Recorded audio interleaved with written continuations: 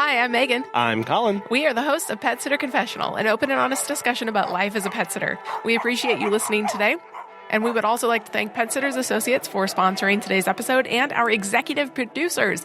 They are Adriana, Barbie, Beck, Erica, Jan, Janie, Jenny, Julie, Catherine, Keith, Liz and Lori, Lucy and Sarah, Savannah, Scott, Teresa, and Yvonne. Thank you for finding value in the show and for supporting us at the Great Dane level. If you don't know what the Great Dane level is or the Dachshund, you can go to petsitterconfessional.com/support to see what those are, learn more about them, and all of the ways that you can help the show. We also have a little bit of news for our friends in the United States running their dog walking and pet sitting businesses. There has been an ongoing back and forth with the beneficial owner information filing requirement. And just on March 2nd, the Treasury Department announced that there was a suspension of enforcement of the Corporate Transparency Act against U.S. citizens and domestic reporting companies. Basically, not only will the Treasury Department not enforce any penalties or fines associated with the beneficial ownership information reporting rule under the existing regulatory deadlines, it will also not enforce any penalties or fines against the U.S. citizens or reporting companies for their beneficial owners information after this point. So the BOI, that beneficial owner information, is no longer. And if you'd like the full readout on exactly what this says, check out the links in the show notes to see the announcement from the U.S. Treasury Department. This week is the 31st annual Professional Pet Sitters Week. Woo! It was started by Pet Sitters International 31 years ago, and it is to celebrate all of the professional pet sitters around the world. So shout out to you for your hard work and dedication. We know that this is an industry fueled by passion, but it has its ups and its downs and its struggles. It's hard work, and not a lot of people know about A, the hard work, or B, the professionalism. And that's actually what we want to talk about today, because I was having a conversation with some people who are kind of close to the dog walking and pet sitting world. And when I mentioned what I do and the things about conferences and all this stuff, they were blown away. They had no idea that professional pet sitters actually existed. And it made us realize that there is still so much work to do in educating people about what it is that we do. Yeah, 30 years later, there are still sectors of not only the pet care industry, but obviously potential clients that don't know what we do. It's more important than ever to educate people on social media and your website and just when you do boots on the ground marketing of, hey, this industry exists and we are professionals. This is not just a hobby for us. We take this to the next level. There really is a growing need for professional pet sitters. Yeah, there's more pets than ever. We've seen this over the last 5 years alone, and not just more pets than ever, but people are really seeing their pets as family more than ever. And because of this, there's a massive demand for quality pet care. People are looking for a level of care for their pets that they really weren't even looking for 15 years ago. Along with this, there's been a rise of hobby sitters and gig apps, meaning that there's a lack of training and standards, and that puts both the pets and the people at risk.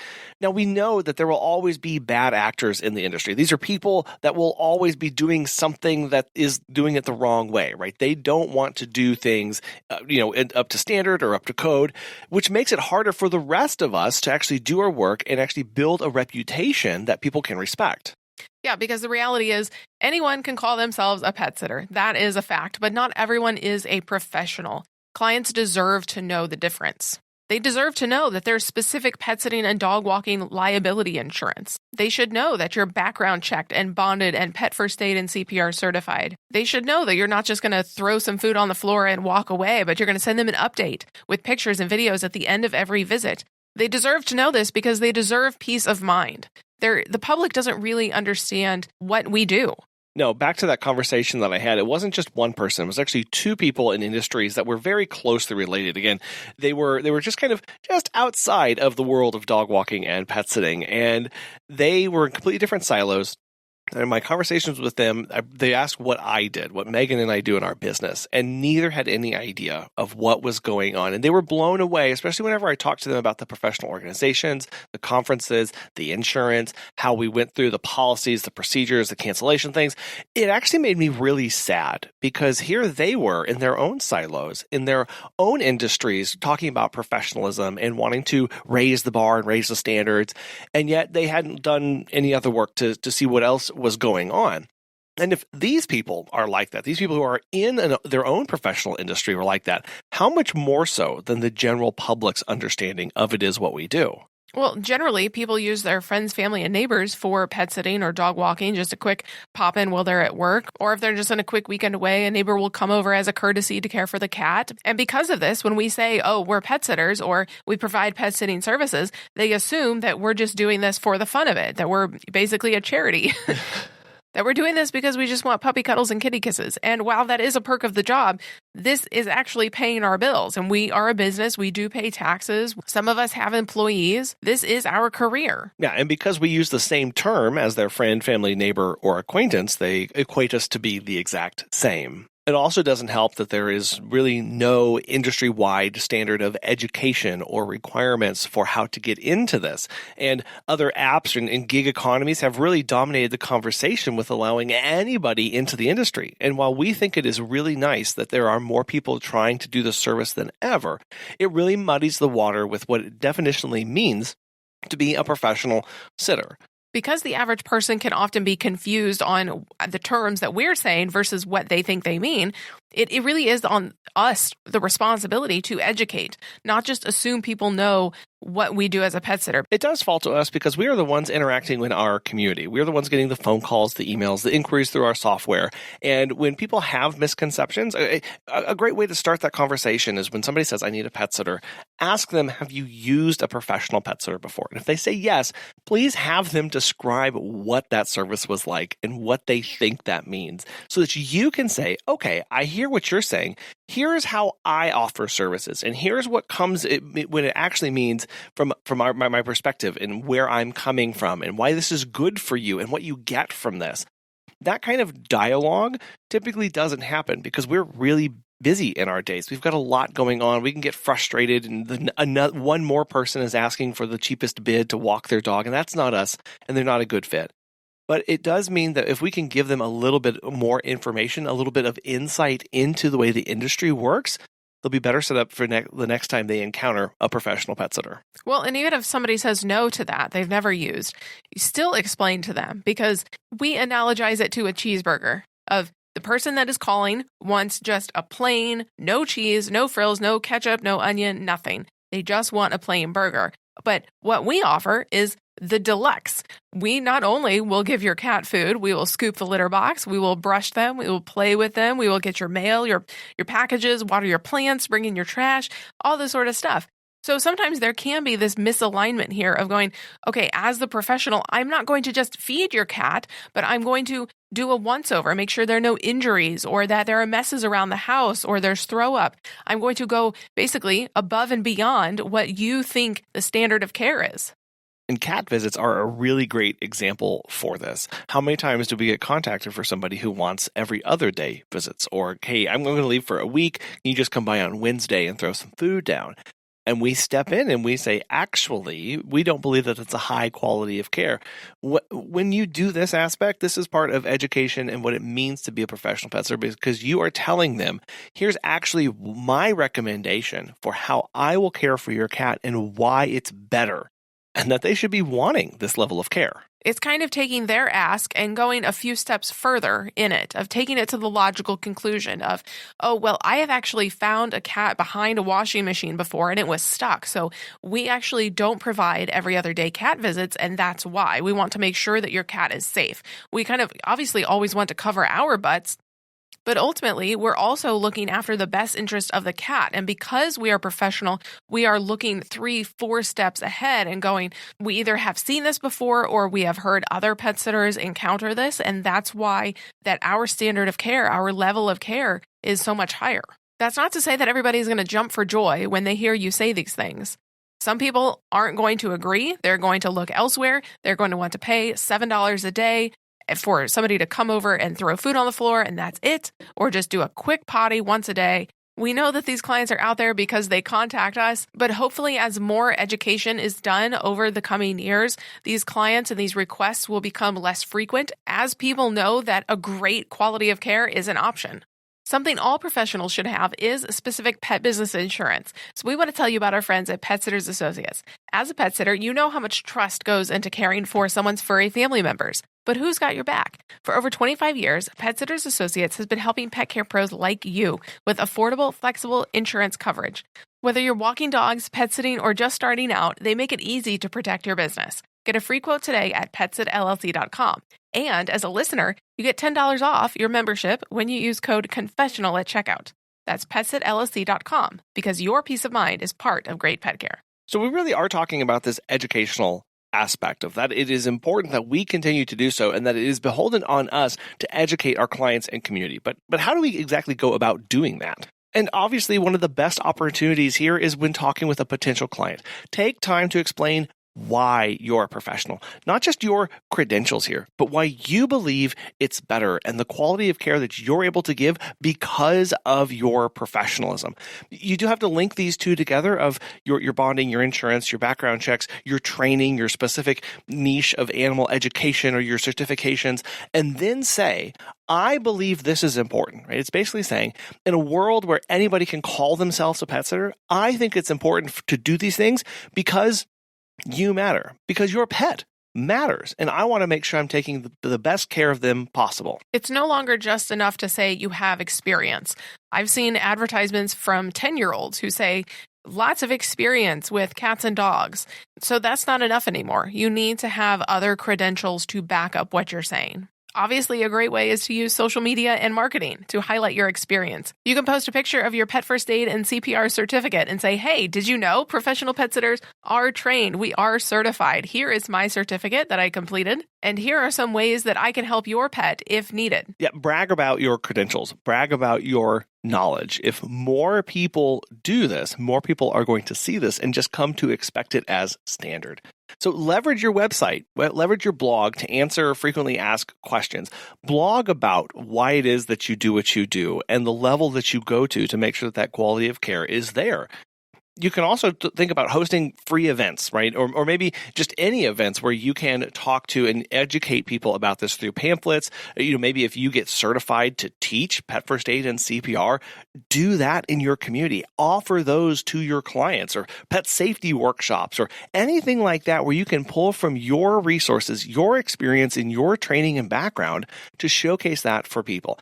Maybe if you even have an opportunity to host a lunch and learn with a Chamber of Commerce or another business networking event, take them up on that opportunity to talk about what it is that you do. And I guess that's a good point here is while you are highlighting yourself and saying, hey, I am a professional, you are also at the same time elevating the industry, right? A rising tide lifts all boats. You are not just helping yourself and your business, but also pet sitters in your city and around the world. When you talk to vets and groomers and trainers, they need to know what we do too. Again, we're not just the neighbor kid down the street. This is our career. It does seem that the pet care industry is kind of siloed.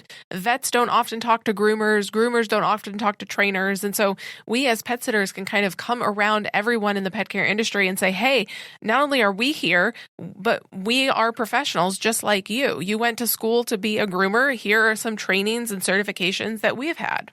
Yeah, again, that siloed nature of this, it's really endemic, and it really is problematic because many of us want to partner with a groomer, a trainer, or veterinary clinic and hand them flyers and business cards, but they don't know what to do with them. They don't really know what makes us different than the previous person who came in handing out flyers and business cards. From their perspective, there is no difference. And so more than just dropping stuff off, it's about educating them about why we do what we do and how we do it, our background, our training, and expertise. That is really important because when people go to recommend you, especially a professional like a groomer or trainer or vet, when they go to recommend you, they are putting their reputation on the line. We don't appreciate that often enough.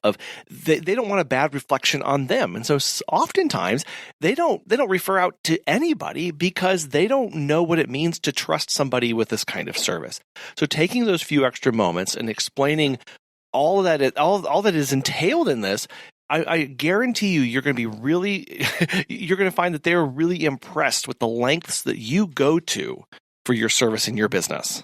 I feel like we talk a lot about pet first aid and CPR certification, but there are a lot of other ways to continue to educate yourself even once you get that done. Education doesn't have to stop once you start a business. You can look into industry podcasts. Oh, hey, like ours. Hey. Or attending conferences and workshops like with NAPS or PSI, Florida Pet Services Association, Texas Pet Sitters Association. There's an entire list of industry conferences on our website at petsitterconfessional.com/conferences. You can invest in coaching and mentorship. There are so many pet business coaches out there. And then, yes, certifications. Fear-free certification, Pet First Aid and CPR, the PACCC certification. Like I mentioned a minute ago, there's the option to join professional organizations, PSI, NAPS, IBPSA. The difference between a pet sitter and a professional pet sitter really is training and commitment. How committed are you to your level of care that you're going to provide your clients? Now, doing things like joining a professional organization like NAPS, PSI, or IBPSA, it doesn't just immediately make you qualified or anything like this. It does mean that now you have access to more education, more opportunities about both the pet care side and also in running your business side. And both PSI and NAPS offer an accreditation course to take where you can be a certified professional pet sitter. So it really is about opening up the opportunities to you and your business and then pursuing those. And how far do you want to take that? What kind of resources do you want to be exposed to? As we grow our business, there's always going to be one more thing we had never thought about or one more thing we need to learn about. That's why investing in, Megan mentioned, the coaching, the membership programs, the mentorship programs, whether that's an industry-specific person or somebody outside of that. How can you get help to get your hands around how to run your business better, to provide the level of care, to prevent burnout? All of these things are actually really intricately tied together and really need to be taken and considered seriously. Education for your business doesn't have to include just the pet care industry. It can be just business books or business conferences that you want to learn how to be a better leader and a better boss, a better CEO or CFO, whatever your role is in your company. There are resources out there for that. So this week, and really every week, we really want to celebrate you, the professional pet sitters that make the industry so amazing and wonderful. So we want to encourage you to take time to recognize your work. Take a look back from where you started to where you are now. Look around at your business, at the quality of care that you're providing, the clients that you have around you. If you have a team of employees, celebrate them as well and their hard work and dedication. Megan and I truly believe that pet sitters and dog walkers do not get enough credit for the amount of work, for the professionalism, and the dedication that they provide to people day in and day out, 365 days a year, regardless of what's going on. So this week, think about sharing a social media post on why you love your job. What about it? Is it the poop that you love to pick up? Is it the cat? Interesting choice. Is it the cats you love to brush? What exactly is it? Ask clients for reviews or maybe share some reviews from the past of your clients who love your work. Use this week as an excuse to say, hey, my clients love me. It's okay to do that this week. Treat yourself and your team if you have one. Maybe send them a local coffee shop gift card or a special note to say thank you or shout them out on social media. You could also run a client appreciation campaign with loyalty rewards or a fun contest. Maybe you want to say, hey, here's some trivia. Take your best guess at why I love Great Danes. Whatever you choose to do this week, take this chance to highlight the professionalism that you have and that other pet sitters around the world do as well. There is a huge need for education in this area. And it starts with you. It starts with all of us, really. If we can just do our small part to say, hey, this industry is something bigger, better than you ever thought it was. The public doesn't know what we do, so we need to let them know. Keep learning, keep investing in your skills, and ultimately keep talking about it. The industry didn't make it this far without investing and without researching and educating and learning and trying to grow. And the industry certainly won't make it another 30 years if we don't do the exact same thing.